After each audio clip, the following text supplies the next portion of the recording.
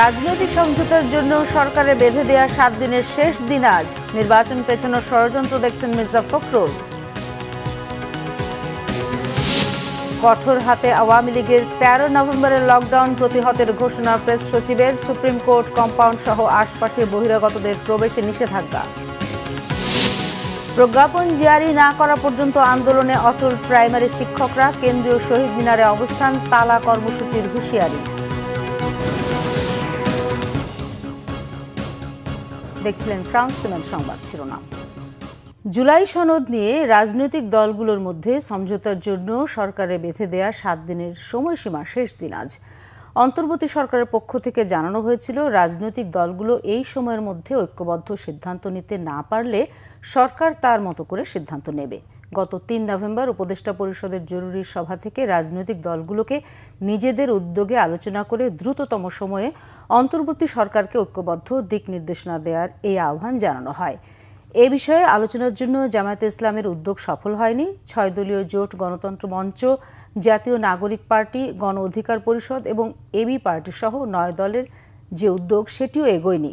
এদিকে জামায়াত ও ইসলামী আন্দোলন সহ 8 দল অবিলম্বে জুলাই সনদ বাস্তবায়ন আদেশ জারি এবং জাতীয় নির্বাচনের আগে গণভোট সহ 5 দফা দাবিতে মঙ্গলবার ঢাকায় বড় সমাবেশ ডেকেছে।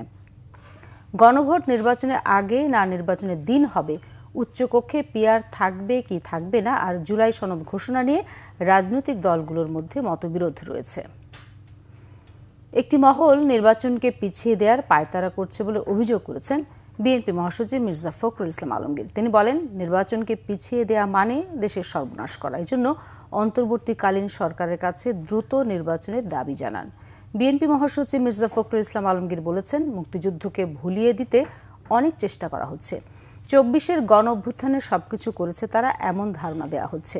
ঠাকুরগাঁও জেলা মুক্তিযোদ্ধা ও মুক্তিযোদ্ধা সন্তানদের নিয়ে এক মতবিনিময় সভায় তিনি সব কথা বলেন। এদিকে বিএনপি চেয়ারপারসনের গুলশান কার্যালয়ে 24-এর গণ অভ্যুত্থান নিয়ে জাসাসের এক প্রকাশনা অনুষ্ঠানে বিএনপি স্থায়ী কমিটির সদস্য ডক্টর আব্দুল মঈন খান জানান, 24-এর জুলাই অভ্যুত্থান কারো একক কৃতিত্ব নয়, সবার সম্মিলিতভাবেই স্বৈরাচারকে বিদায় করেছে।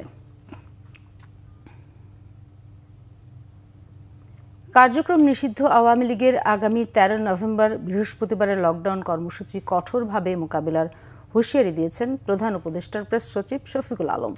ফেসবুক পোস্টে তিনি হুঁশিয়ারি দেন। তিনি বলেন, আওয়ামী লীগ দলটির সমর্থক এবং গণহত্যাকারী নেতারা মনে করছেন এটি 2006-এর 28 অক্টোবর।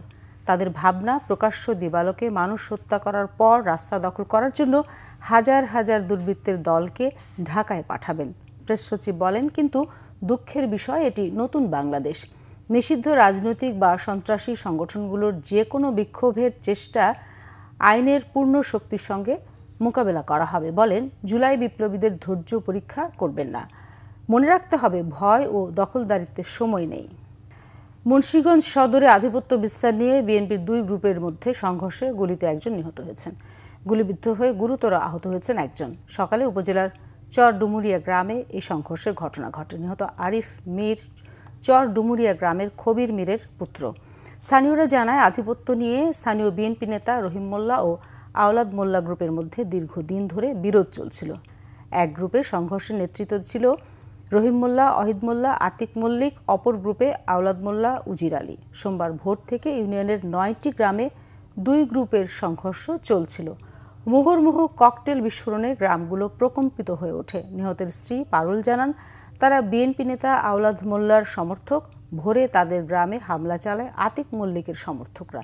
তার দিনমজুর স্বামী আরিফ মীর রাস্তায় গেলে তাকে লক্ষ্য করে গুলি করা হয়। ভোরে 16টি গ্রামে হামলা চালানো হয় বলে জানায় পুলিশ। আশঙ্কাজনক অবস্থায় ইমরান খান নামের একজনকে ঢাকা মেডিকেলে আনা হয়েছে। এদিকে চট্টগ্রামের সাতকানিয়ায় পারিবারিক কলহে ছেলের ছুরিকাঘাতে নিহত হয়েছেন বাবা।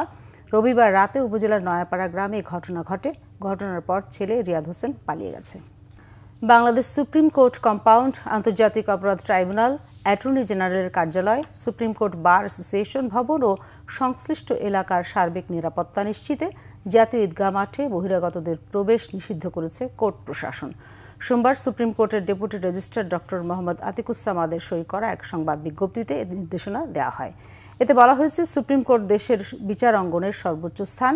বাংলাদেশের প্রধান বিচারপতি এবং সুপ্রিম কোর্টের উভয় বিভাগের বিচারপতিরা সুপ্রিম কোর্টের বিচার কার্য পরিচালনা করে থাকেন। এছাড়া দেশের বহুল আলোচিত ও গুরুত্বপূর্ণ বিভিন্ন মামলার নথি সহ কয়েক লাখ মামলার নথি এই কোর্টে রক্ষিত আছে। সম্প্রতি লক্ষ্য করা যাচ্ছে বাংলাদেশ সুপ্রিম কোর্টের মালিকানাধীন জাতীয় ঈদগাহ মাঠ ও প্রধান বিচারপতি সুপ্রিম কোর্টের প্রবেশের জন্য ব্যবহৃত মূল ফটক সংলগ্ন ফোয়ারা এলাকায় বহিরাগত অপরিচিত লোকজনের আনাগোনা বেড়েছে। এটা বাংলাদেশের সুপ্রিম কোর্ট ও আন্তর্জাতিক অপরাধ ট্রাইব্যুনালের নিরাপত্তার জন্য হুমকি স্বরূপ। এ অবস্থায় কোর্ট কম্পাউন্ড সহ জাতীয় ঈদগাহ মাঠে বহিরাগতদের প্রবেশ নিষিদ্ধ করা হলো। জুলাই গণঅভ্যুত্থানের প্রথম শহীদ রংপুরের শিক্ষার্থী আবু সাঈদ হত্যা মামলার বিচার কাজ জানুয়ারির মধ্যে শেষ হবে বলে জানিয়েছেন আন্তর্জাতিক অপরাধ ট্রাইব্যুনালের প্রসিকিউটর মিনহাজুল ইসলাম।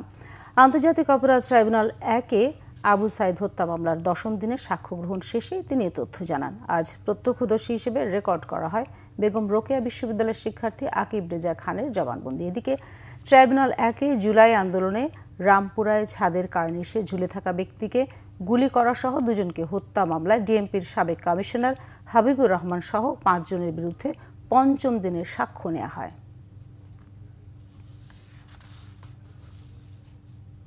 প্রজ্ঞাপন জারি না করা পর্যন্ত আন্দোলন চালিয়ে যাবার ঘোষণা দিয়েছেন সরকারি প্রাথমিক বিদ্যালয়ের সহকারী শিক্ষকরা। শনিবার থেকে কেন্দ্রীয় শহীদ মিনারে টানা 3য় দিনের আন্দোলনে সরকারি প্রাইমারি স্কুলের সহকারী শিক্ষকরা বেতন 10ম গ্রেডে উন্নীত করা সহ 3 দফা দাবি না মানলে তালা কর্মসূচি পালনের হুঁশিয়ারি দিয়েছেন তারা। বেতন 10ম গ্রেডে উন্নতি করা সহ 3 দফা দাবি মানতে সরকারকে বাধ্য করতে চান তারা। প্রাথমিক ও গণশিক্ষা সচিবের আশ্বাস নয়, চান দাবির বাস্তবায়ন।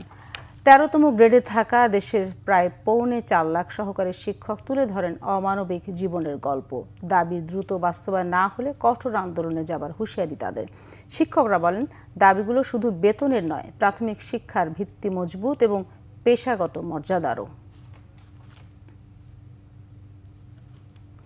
যুক্তরাষ্ট্রের কেন্দ্রীয় সরকারের তহবিল আবার চালু করা নিয়ে মার্কিন সিনেটে একটি বিল পাশ হয়েছে। স্থানীয় সময় রবিবার মার্কিন সিনেটের ডেমোক্রেটিক ও রিপাবলিকানরা এতে অনুমোদন দেয়। এর ফলে যুক্তরাষ্ট্র সরকারের রেকর্ড 40 দিন ধরে চলা শাটডাউন বা অচলাবস্থার অবসান হতে চলেছে। যুক্তরাষ্ট্রের সরকারি ব্যয়ের বাজেট পাশ নিয়ে দীর্ঘ অচলাবস্থার কারণে বহু সরকারি কার্যক্রম কার্যত বন্ধ হয়ে আছে। স্বাস্থ্যসেবা ভর্তুকি, খাদ্য সহায়তা এবং প্রেসিডেন্ট ডোনাল্ড ট্রাম্পের সরকারি কর্মী বরখাস্তের সিদ্ধান্ত নিয়ে টানাপোড়েন চলছে। আইন প্রণেতারা আগামী জানুয়ারি পর্যন্ত সরকারের তহবিল চালু রাখার জন্য একটি অস্থায়ী চুক্তিতে পৌঁছেছেন। প্যাকেজটি সিনেটে অনুমোদিত হলে তা পাশের জন্য পাঠানো হবে নিম্নকক্ষ প্রতিনিধি পরিষদে। সেখানে পাশ হলে বিলটিতে প্রেসিডেন্ট ট্রাম্প সই করবেন। এদিকে বাজেট পাশ না হওয়া বন্ধ সরকারি অর্থায়ন, স্থবিরতা প্রশাসনের গুরুত্বপূর্ণ কার্যক্রমে। শাটডাউনের প্রভাবে যুক্তরাষ্ট্রের বিমান পরিবহন ব্যবস্থাও বিপর্যস্ত। রবিবার একদিনেই দেশটিতে 1007 শতাধিক ফ্লাইট বাতিল হয়, বিলম্বিত হয় আরও 5000-এর বেশি ফ্লাইট। দর্শক, এই ছিল এখনকার মতো। পরের সংবাদ সন্ধ্যা 6টায়। এর আগে 5টায় রয়েছে নিউজ টপ 10। ধন্যবাদ সবাইকে এতক্ষণ সাথে থাকার জন্য।